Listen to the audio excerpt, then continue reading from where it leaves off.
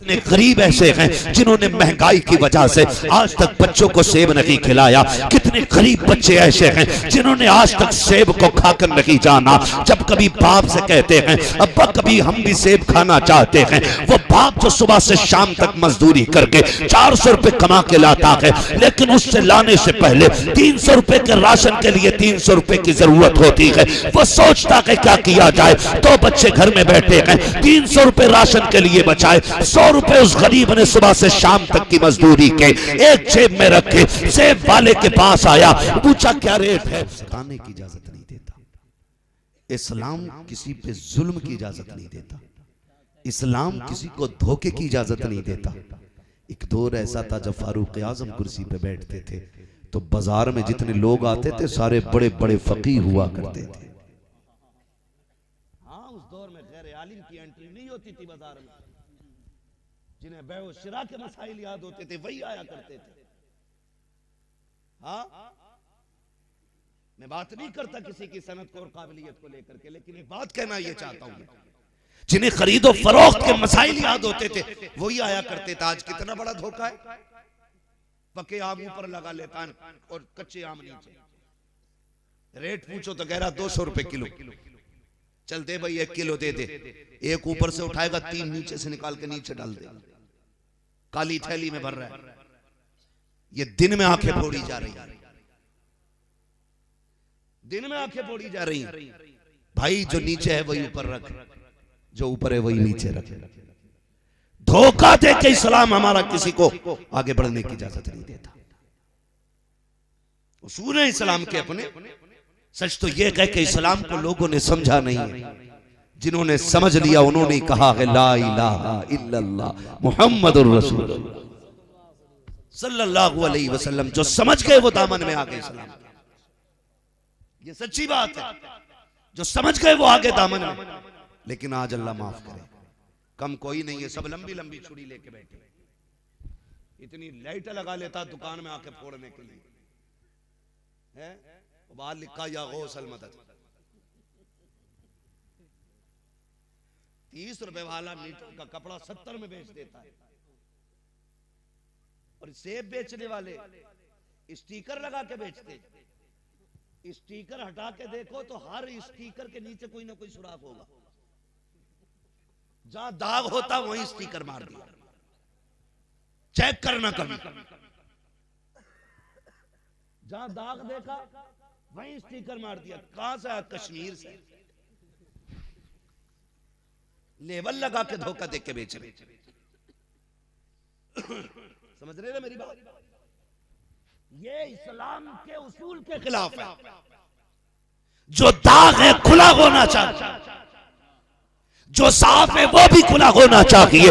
हम जानते हैं साहिब कितने गरीब ऐसे हैं जिन्होंने महंगाई की वजह से आज तक बच्चों को सेब नहीं खिलाया। कितने गरीब बच्चे ऐसे हैं जिन्होंने आज तक सेब को खाकर नहीं जाना। जब कभी बाप से कहते हैं अब्बा कभी हम भी सेब खाना चाहते हैं, वो बाप जो सुबह से शाम तक मजदूरी करके 400 रुपए कमा के लाता है, लेकिन उससे लाने से पहले 300 रुपए के राशन के लिए 300 रुपए की जरूरत होती है। वो सोचता है क्या किया जाए, तो बच्चे घर में बैठे हैं, 300 रुपए राशन के लिए बचाए, 100 रुपए उस गरीब ने सुबह से शाम तक की मजदूरी के एक जेब में रखे। सेब वाले के पास आया, पूछा क्या रेट है। कहा 200 रुपए किलो है। कहा यार 2 बच्चे हैं, 2 सेब दे दिए जाएं। 100 रुपए में 2 सेब चढ़ाए गए। अल्लाह अकबर। जब 2 सेब लेके गरीब खुशी खुशी घर आता है, बच्चों के लिए काटा जाता है।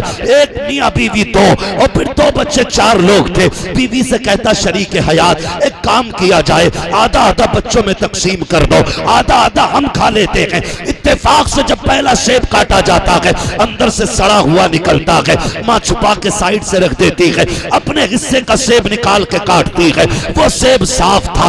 उसके बाद बच्चों में तकसीम कर दिया गया आधा आधा। जब बच्चे कहते हैं माँ तुम सेब क्यों नहीं खा रही हो, अब्बा तुम तो कमा के लाए हो, आप क्यों नहीं खा रहे हो, तो बाप कहता है बेटे हमारा दिल भरा हुआ है, हम कैसे खाएंगे। अगर ये राज बच्चों पे खुल जाए, अब्बा 2 सेब लेके आया था, एक खराब निकला, एक सही निकला, तो तुझे पता है तेरी जिंदगी का क्या बनेगा। तूने करीब से 100 रुपए लेकर के उसको धोखा दे करके जेब में डाल करके खुशी खुशी घर आया। मैं 50 रुपए का धोखा दे आया हूँ, 50 रुपए के सेब में मैं तो 1.5 100 में दे के आया हूँ। और तुम्हें खुदा का वास्ता, तुम्हें क्या लगता है ये 200 रुपए या 100 रुपए तेरी नस्लों को आगे बढ़ाएंगे? जैसी कला सेब देख करके गरीब की आय निकलेगी, अल्लाह उस आय के बदले में तेरी नस्लों का बेड़ा गर्क कर डाले।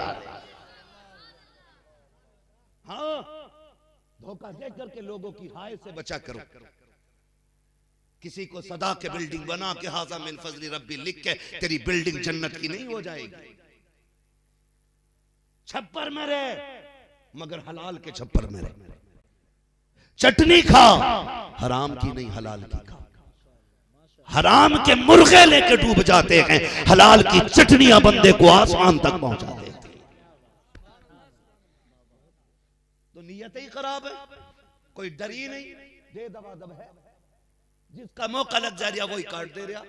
अच्छा, बेचने वाले नहीं, खरीदार भी कम नहीं है, कम खरीदार भी नहीं है। आके पूछेगा साबिर साहब क्या रेट दिया है, ये कहेंगे 50 को, महंगा है। अगले वाले पे जाके पूछेगा तुमने क्या रेट दिया, बोले तुम बताओ क्या लोगे, बोले वो तो 45 को कह रहे हैं साबिर साहब, और 5 रुपए कम करके कह दे, वो तो 45 को कह रहे हैं, कहते चल 40 से दे दिया, बोले ना भाई 35 में दे तो बता।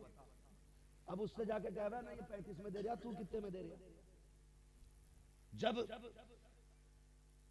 एक दौड़ लगती है ना, कंपटीशन, मुकाबला जब होता है तो बंदा फिर घाटे में भी बेच लेता है ताकि ग्राहक न टूटे।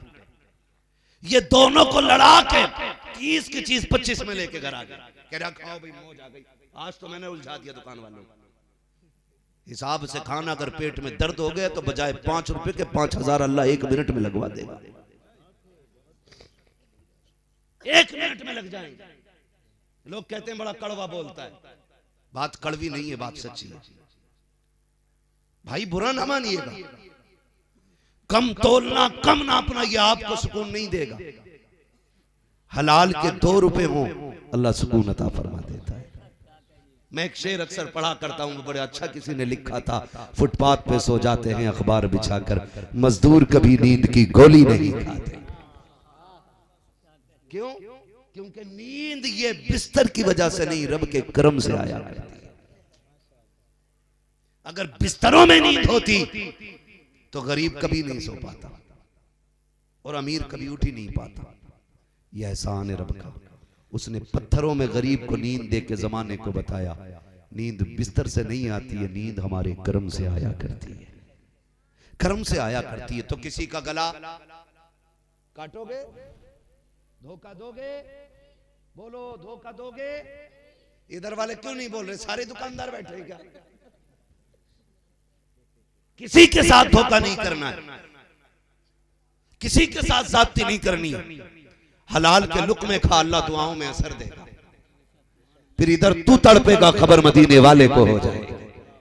आवाज तू देगा, मदद को फरिश्ते आएंगे।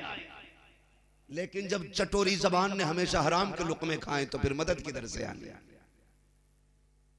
जानते हो, गरीब नवाज कुरान पढ़ते थे, लोग खींचे चले आते थे। वो तकरीर करते थे तो जंगल में महफिलें सज जाती थी, ना चाहते हुए भी लोग बैठ जाया करते थे। क्यों? क्योंकि ये वो जबान थी जिससे कभी झूठ नहीं निकला था, ये वो जबान थी जिसमें कभी हराम का एक बूंद पानी नहीं आया था, ये वो जबान थी जिसमें कभी हराम का एक दाना तक नहीं आया था। अल्लाह कहता जबान को तू हलाल लुक्मों से पाक रख, तेरी जबान पे सिर्फ हलाल लुक्मे रहने चाहिए, हराम से बचा के जबान को रख। असर इतना दूंगा, आवाज तू देगा, करम फौरन उतार दिया जाएगा। असर ही नहीं। कुरान तो वही है ना जो 1400 साल पहले महबूब के सीने पे उतरा ना, बोले है कि नहीं? वही जोर से बोलो, वही है ना जो 1400 साल पहले महबूब को महबूब पे नाजिल किया गया। कुरान वही है, लेकिन आज ना हम पढ़ते हैं असर ही नहीं होता। कुरान नहीं बदला है, जुबानें बदल गई। पहले के लोग पढ़ देते थे तो फौरन असर होता था। बहुत सारी ऐसी मिसालें, मगर मेरी आपसे गुजारिश है, नौजवानों, कभी हराम के लुकमों की तरफ न जाना, हलाल खाना बड़ी बात है। हलाल रिस्क बंदे को अल्लाह से मिला देता है। महबूब अलैहिस्सलाम ने फरमाया था अल कासिबु हबीबुल्लाह, मेहनत करने वाला, मशक्कत करके बच्चों को पालने वाला अल्लाह का दोस्त होता है। मजदूरों को इज्जत भी दी मदीने वाले। हाँ, क्या क्या निजाम मेरे महबूब ने कायम न किया। आज लोग चीखते हैं इस्लाम के खिलाफ, मैं कहता हूं पढ़ो तो सही। मेरे महबूब ने क्या कहा? आका करीम ने फरमाया था मजदूर की मजदूरी पसीना सूखने से पहले दे दिया करो। आज हालात देखे जाएं, हम क्या करते हैं? खेत कटवाने की बारी आती है, मुखिया का 100 बीघे का जंगल है, खेत काटा जा रहा है। एक दिन आके मजदूर कहता है मुखिया थोड़े से पैसे दे दिए जाएं। चल बे, एक दिन मजदूरी की पैसे लेने आ गया, अभी 8 दिन और काम होना है। 15 दिन काम के बाद कहता है अभी पैसे नहीं मिलेंगे। हमें सोचना चाहिए यार, अगर इतना गुंजाइश वाला होता तो शायद तेरे खेत में काम करने नहीं आता। तेरी नजर में एक दिन की मजदूरी है, लेकिन किसी के घर का खाना भी तो हो सकता है, किसी की जिंदगी की दवा भी तो हो सकती है, किसी माँ का इलाज भी तो हो सकता है। तुझे क्या लगता है कि एक दिन का तूने नहीं दिया, लेकिन यह भी तो हो सकता है जब ये घर से चला हो तो कह के आया हो शाम को आऊंगा तो राशन लेके आऊंगा, काम करके आऊंगा, चावल लेके आऊंगा। ये भी तो हो सकता है बच्ची बीमारी में तड़पती हो, रोता हुआ घर से निकला हो, तेरे खेत में मजदूरी करने आया हो और ये कह के बेटी से आया हो शाम तक सब्र कर ले मेरी शहजादी, शाम को मैं आऊंगा दवा लेके आऊंगा। तूने तो धक्का दे दिया और तुझे क्या पता, ये भी तो हो सकता है कि तेरे धक्के से किसी का चूल्हा बुझ गया हो। ये भी तो हो सकता है तेरे धक्का देने से कोई गरीब भूखा सो गया हो। ये भी तो हो सकता है तेरी उजरत ना देने से कोई गरीब रात भर दवा के लिए तड़पता रहा हो। महबूब ने इसी के नजरिए से कहा था आतिल अजीरा उजरता हो कबलान तजफार कहो, मजदूर की मजदूरी पसीना सूखने से पहले दे दो ताकि कोई भूखा ना सो पाए, दर्द से तड़पने ना। ये निजाम इस्लाम ने मुकर्रर किया, लेकिन वाहरे अमीरो हमने तो गरीबों का खून पी के रख दिया। निजाम बेहतर करो माशरे का, मजदूर की मजदूरी पसीना सूखने से पहले दे दो ताकि कोई तुम्हारी वजह से किसी हराम शय की तरफ न जाए। फर्क इतना है ना, मजदूर अपने बच्चों को बकरे के पाए नहीं खिला सकता, लेकिन इतना जरूर है कि वो भी हलाल की चटनी खिला सकता है। मैं बच्चे बैठे मैं इनसे बात करूं, खुदा की कसम मुझे छोटे बच्चे बड़े अच्छे लगते हैं। बड़े बूढ़ों का तो मसला ही कोई नहीं। ये तो क्या मैं मौलवी तो पुरानी हाँकते रहे, लल्ला चाहिए मैं तो मौलवियों को धोरे को, उनके धोरे गया तो कुछ भी ना बने। मैंने कहा जो भी बनना है ना मौलवी के पास आके बनेगा, सीधी सी बात। हाँ, मौलवी कान में अजान ना पड़े तबाही मचा देते, नमाज जनाजा ना पढ़ाए तो बवाल कर देते, और मौलवी को कुछ आता भी नहीं, फिर भी मौलवी को कुछ नहीं आता। मेरे बच्चों, क्या बात कह रहा था मैं? मुझे बच्चे बड़े अच्छे लगते हैं। क्या कहा था मैंने? बच्चे बड़े अच्छे लगते हैं। उसकी वजह क्या है? बच्चे तस्लीम करते हैं बात को। ये वो छोटे पौधे हैं मौलाना जिन्हें हम जिधर चाहें उधर मोड़ सकते हैं। जब कोई पौधा मजबूत और बड़ा दरख्त बन जाता फिर उसे मोड़ा नहीं जा सकता। ये अगर टेढ़ा है तो टेढ़ा ही रहे, ठीक है जी। अगर कोई शुरुआत का पौधा होता है तो हमने अपने बड़ों को देखा मजबूत लकड़ी बांध के सीधा खड़ा कर देते, बांध देते हैं ताकि ये गिरे ना। होता है कि नहीं? होता है कि नहीं? ऐसा होता है ना। तो इसलिए मैं चाहता हूं हम अपने जवानों पर, अपने बच्चों पर ज्यादा फोकस करें। बड़े बूढ़ों के लिए तो खाली दुआ ही कर लिया करो। हाँ, दुआ कर लिया करो, अल्लाह इन बड़े बूढ़ों को हमारी दुआ के लिए सलामत रखे। ये बुजुर्ग दुआ देते रहे हमारी कौम को, वरना अगर कहीं न्याज हो तो क्या मैं क्या जरूरत पड़ी है पतीला बनाने की, 2 रुपए की न्याज लिया लगवा दे छुट्टी। अच्छे एक सोच है, लेकिन ये दौर बदल गया है। अल्लाह इन बुजुर्गों को भी सलामत रखे। बुजुर्ग बड़ी बरकत की चीज होती है। अगर इधर जाऊंगा तो फिर बड़ा वक्त चाहिए, बहुत वक्त चाहिए। बस मैं कुछ समझाना चाहता हूँ मेरे बच्चों, कभी जिंदगी में ना, कभी जिंदगी में हराम के एक लुकमे की तरफ नहीं जाना है, एक लुकमे की तरफ नहीं जाना है। अपनी जिंदगी में अल्लाह से दुआएं मांगा करो, अल्लाह हलाल के लुकमे खिला, हराम से बचा। बहुत गौर से मेरी बात सुने जो मैं कहना चाह रहा हूँ। आज ना कई लोग मुझे फोन कर चुके, नौजवान कहने लगे हज़रत मेरे अब्बा को समझाइए। मैंने कहा क्यों? कब वो रक्षा चलाते हैं और हमें बड़ी गैरत आती है। वो रक्षा चलाते हैं, रक्षा समझते हैं ना? हाँ, चाहे वो पैर वाला रक्षा हो या ऑटो रक्षा। कहते हैं मैं बड़ी गैरत आती है वो चलाते हैं तो। मैंने बड़ी सीधी सी बात कही, मैंने गैरत की क्या बात है? कहते काम बड़ा छोटा है, ये बड़ी बेइज्जती का काम है।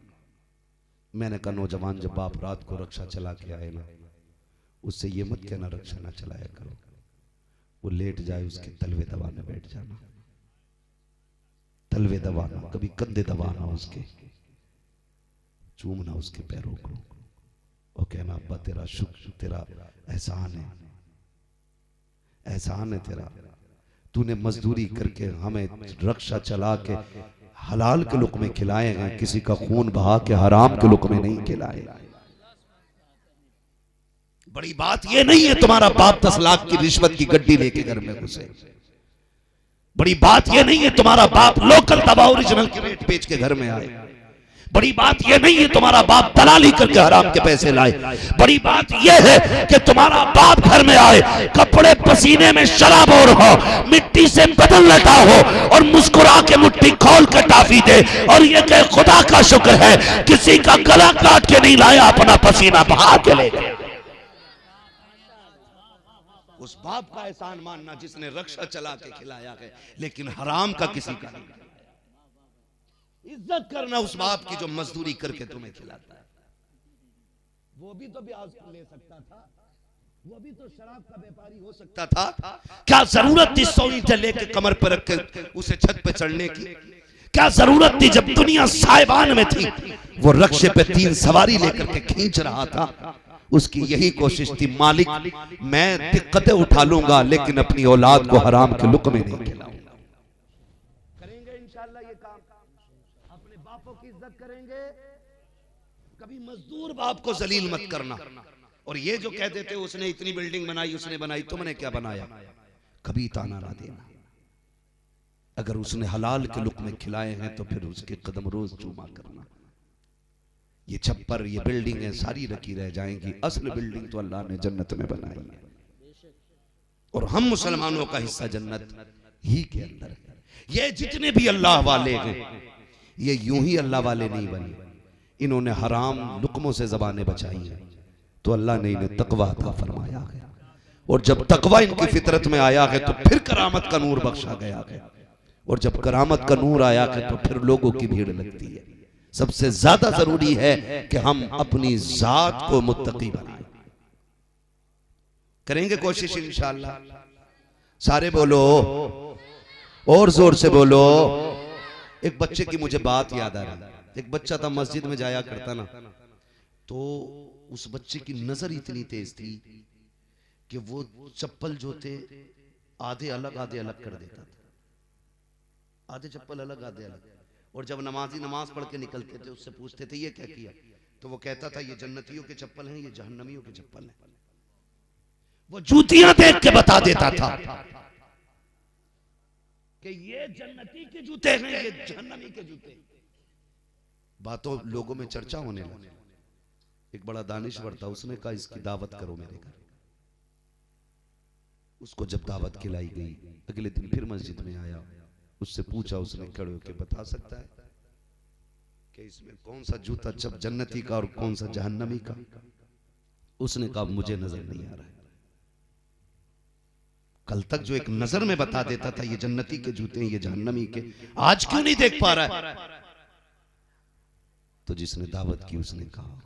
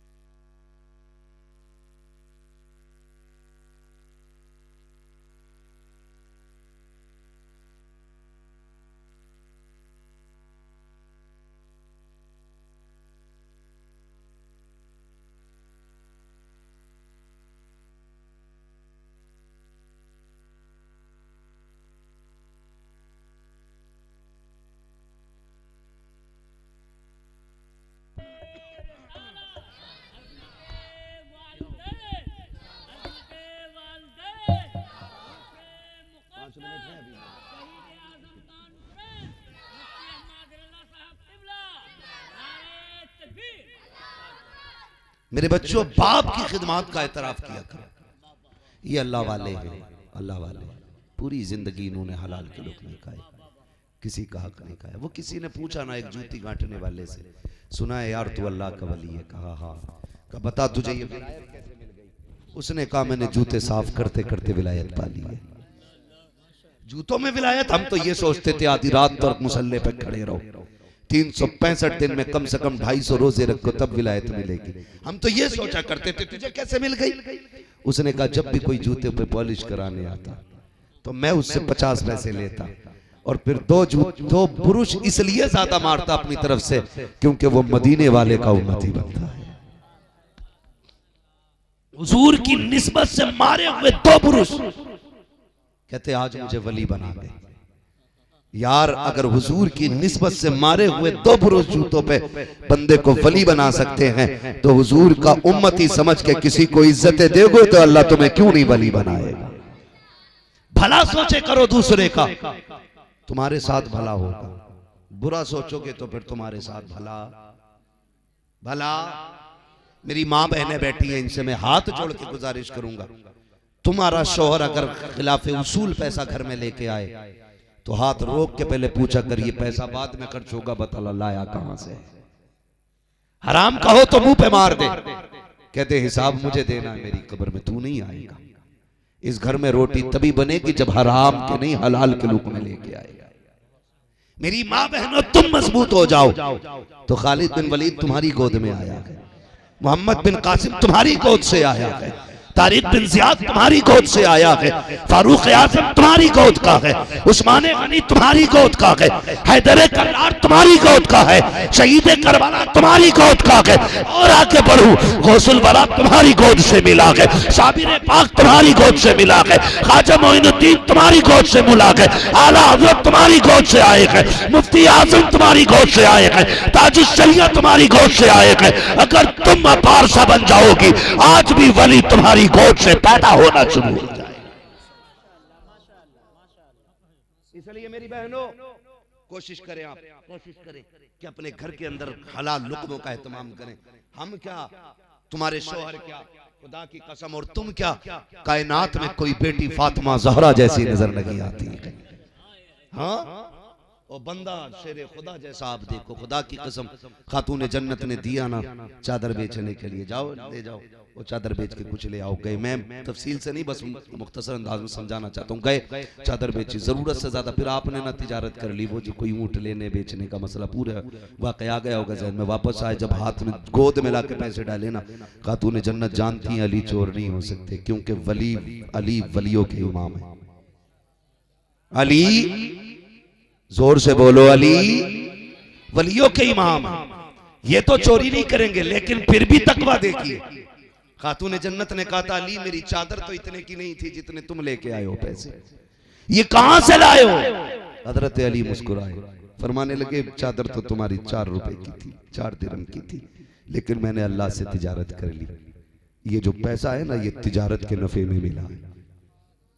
तो ये जिम्मेदारी बनती है हर बहन की, जरूरत से हिसाब से ज्यादा पैसा है तो पूछे जरूर कहां से लाया, किसी का दिल दुखा के तो नहीं लाया, किसी यतीम की जमीन पे गलत साइन करके तो नहीं आया, किसी गरीब का हक खा के तो नहीं आया गया। अगर ऐसा हो तो फेंक दे, वरना ये पैसा पूरी जिंदगी रुलाएगा। अल्लाह वालों की जिंदगी को देखो, किरदार को देखो। फरमाया गया या अय्युहल्लज़ीना आमनुत्तकुल्लाह व कूनू मास्सादिकीन, ईमान वालों अल्लाह से डरो। डरने का मतलब क्या? जो अहकाम उसने नाफिज किए हैं उन पे अमल किया जाए, जिनसे रोका गया है उनके करीब तक न जाया जाए, ये अल्लाह से डरने का मतलब है। व कूनू मास्सादिकीन का मतलब ये है अल्लाह वालों से प्यार करो, मोहब्बत करो, इनकी निस्बतों में मजबूती से जुड़े रहो, इसलिए कि आपने अमल भी कमा लिया, नेकियां भी कमा ली, पारसा भी रखे। अब अल्लाह वालों के दामन किस लिए जरूरत है? ताकि ईमान, शैतान तुम्हारे नेकियां और तुम्हारे ईमान की चोरी ना कर सके। जहां अल्लाह वाले होते हैं वहां शैतान की रसाई फिर वो छीन ही नहीं सकता है, क्योंकि अल्लाह वालों का पहरा रहा करता है दिलों पर, अल्लाह वालों का पहरा रहता है। इसलिए मेरे भाइयों, पूरी जिंदगी कोशिश ये कीजिएगा हराम से बचना है, हलाल खाना है, लोगों के साथ धोखा नहीं करना है, इस्लाम की जो तालीम है उस पर अमल करना है। हमारे पास कसरत से पैसा है, बच्चों के लिए स्कूल कायम करने के, बेटियों के लिए एक महज़ब तालीम का एक इदारा कायम करना है। और अपनी कौम में अगर गरीब बच्चा पढ़ना चाहता है, गुर्बत की वजह से आगे नहीं बढ़ रहा है, तो अपना पैसा खर्च करके उसे डॉक्टर इंजीनियर बनाना है, ताकि उसके जरिए किसी के घर का चिराग बुझे ना, बल्कि बुझते चिराग उसके जरिए घर में जलना शुरू हो जाए। अल्लाह ताला हमें और आपको मुस्तफ़ा जान रहमत की शरीयत पे अमल करने की तौफीक अता फरमाए।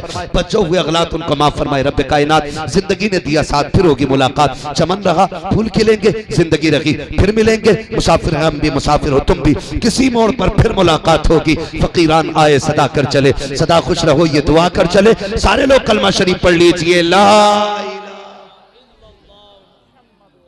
सलामत रखे, बड़ी खुशी हो रही है खुदा की कसम।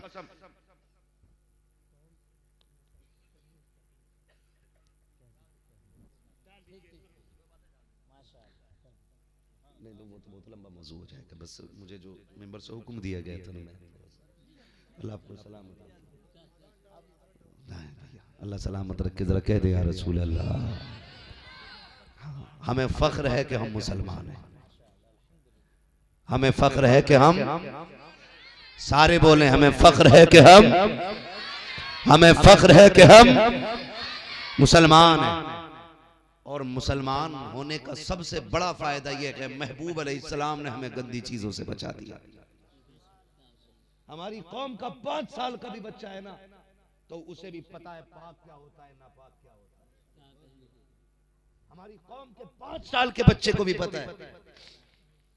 कभी देखो ना, जुमे के दिन छोटे बड़े सारी नमाज पढ़ने जाते, सभी नमाज पढ़ने जाते, तो जब बच्चे नाली कूदते हैं ना, देखना ऐसे कपड़े समेट लेते ऊपर, और कितनी एहतियात से नाली कूदते, कितनी एहतियात से नाली कूदते, और ऐसे सिमट के नाली के पास से किसी घर से नाली में पानी गिर रहा हो तो बच्चा यार निकल के चला जाना चाहिए, लेकिन यही बच्चे जब निकलते यूं कपड़े बचा के नाली के पास से गुजर रहे हैं। मेरे बच्चे, मेरे शेर, मेरे शहजादे, बता तो सही यार, तू इतना छोटा है, तुझे क्या पता है, तू कपड़े क्यों समेट के चल रहा है? कहेगा मौलाना नहीं जानता, ये नाली का पानी नापाक है, ये जो पानी गिर रहा है इसकी छींटे नापाक है, अगर मेरे कपड़ों पे लग गई तो मेरे कपड़े नमाज के नहीं लगेंगे, और मैं अल्लाह के घर में जा रहा हूँ, वहां नापाक नहीं जाया कर, वहां पाक जाया करते हैं। अब मुझे बता तो सही, अगर इस छोटे बच्चे को पता है कि पेशाब नापाक है,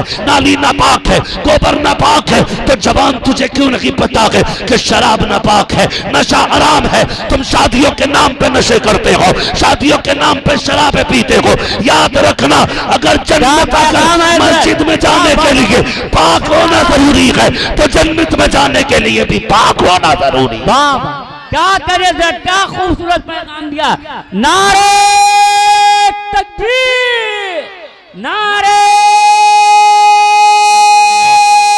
रिसालत, उर्से मुक़द्दस, फैज़ाने औलिया इकराम, शहीद आज़म कॉन्फ्रेंस, मुफ्ती हम्माद रजा साहब क़िबला, नारे तकबीर, नारे रिसालत।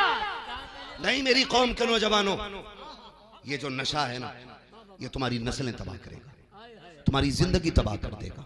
आखिरत के कितने बड़े नुकसानात हैं, ये तो मैं बताऊं तो बड़ा वक्त लगेगा, लेकिन दुनियावी नुकसानात आप देख लो। अगर कोई बंदा नशा का आदी हो जाता है तो उसके बच्चे उसके नहीं रहते, फिर वो इशारतन समझे, मैं बहुत खुल के बात, मिंबर रसूल है, मैं पूरे लिहाज से बात करना चाहता हूं। इसका भी अपना अदब है, इसका भी अपना वकार है। शराब पीने वालों की नस्लें कभी कामयाब नहीं होती, कभी कामयाब नहीं होती और कभी खुशहाल नहीं होते। शराब पीने वाले कभी कामयाब नहीं होते। शराब पीने वाले के बच्चे अपने बाप से नफरत करते हैं, बीवी शौहर से नफरत करती है, एक कुत्ते से बदतर जिंदगी हो जाती है शराब पीने वालों की। तुम कहां इस गंदे पेशाब से बदतर चीज को होठों से लगाते हो? रब ने तुम्हारे लिए जन्नत में शराब तहूर का इंतजाम किया। तुम कहां बहक गए हो यार? ये वो पी रहे हो जिसे पी के कोई नाली में पड़ा है, कोई गटर में पड़ा है, कोई गंदगी में पड़ा है, कोई गंदगी में लिथड़ा है, तुम उसके चक्कर में हो। रब ने तुम्हारे लिए शराब तहूर की नहर जारी की है। उसने कहा था प्यारे वादा ले, ये दुनिया की गंदी चीज छोड़ दे, दिल और बदन को पाक लेके आ। कब्र में आने के बाद जब जन्नत में आएगा मैं तुझे शराब तहूर के जाम भर भर के पिलाऊं। इसके चक्कर में पड़े हो, इसके चक्कर में पड़े हो। ये वो नशा नहीं जिसे तुरशी उतार दे। तुम कहां बहक गए यार? किधर चले गए? ये किडनी और गुर्दे और फेफड़े खत्म करने के चक्कर में हो, खत्म करने के चक्कर में हो इन्हें। अगर पी लिए तो आज तौबा कर लो। वो बड़ा करीम है, वो तो कहता हम तो माइल बकरम हैं, कोई साइल ही नहीं, राह दिखलाएं किसे रहरवे मंजिल ही नहीं। वो तो कहता मांग तो सही, तेरे हाथ उठने में देर है, मेरे देने में देर नहीं है। मांग तो सही यार। और तुमने कितनी पी ली होगी यार? गिलास दो गिलास, बोतल दो बोतल, लीटर दो लीटर, 10-5 लीटर। बिशर हाफी का तो पूरा कारखाना शराब का था। लेकिन जब ताइब हुए फिर अल्लाह ने सबसे पहले मस्जिद में उनको खड़ा किया। वो राजी होता है तो दिल फेर देता है यार, दिल फेर देता है। तुम तौबा करो, इसके करीब न जाना। महबूब ने हराम कह दी तो सहाबा ने मटके फोड़ दिए थे रोड पे लाके, मटके फोड़े थे, बड़े बड़े मटके। जब महबूब ने फरमाया हराम है ये, जब शराब हराम कर दी गई ना, उस वक्त का आलम ये था जिनके होठों पे लगे थे जाम छुटा दिए, जिनके मुंहों में भरी थी हलक के नीचे नहीं गई कुल्लियां कर दी, जिनके घरों के अंदर रखी थी भरी हुई मटकों में। और लोकल शराब नहीं थी वो, ऐसी हमारे इंडिया में तो शायद बनती भी ना हो, मिलेगी भी नहीं। जितनी ब्रांडेड शराब वो लोग पीते थे, मगर महबूब ने कहा हराम है। तो पानी से ज्यादा गलियों में शराब बह रही थी। किसी अक्लमंद ने आके कहा था ओ यार तुम ये क्यों फेंक रहे हो? तो सहाबा ने कहा था हमारे महबूब ने कह दिया है हराम हो गई है, अब इसे घर में नहीं रखा जाएगा। अक्लमंद ने आके कहा था इतनी कीमती शराब और इसको बाहर रखे हो, बेच दो, कुछ पैसे हाथ लग जाएंगे। आशिकों ने जवाब दिया था तुम नहीं जानते हो जिसे महबूब नजर से गिरा देता है, हम वो तो क्या उससे से मिली हुई चीज को भी घरों से निकाल फेंकते।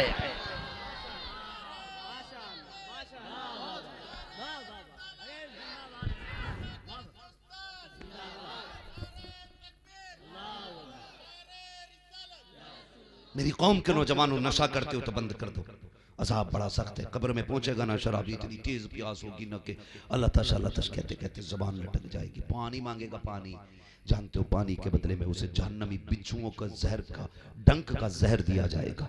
और इतना जहरीला जहर होगा वो अगर जमीन पे डाल दिया जाए तो जल के राख हो जाए। एक बूंद से उसके प्याला भर के दिया जाएगा और इतना खतरनाक होगा, खोलता हुआ प्याला, वो प्यास लगी होगी पानी, प्यास प्यास कहेगा, वही प्याला दिया जाएगा। तो जब वो आएगा ना इतना खोलता हुआ होगा कि उसकी गर्मी से ना ये होठ सुकड़ के माथे तक चला जाएगा, नीचे वाला लटक के नाफ तक आ जाएगा।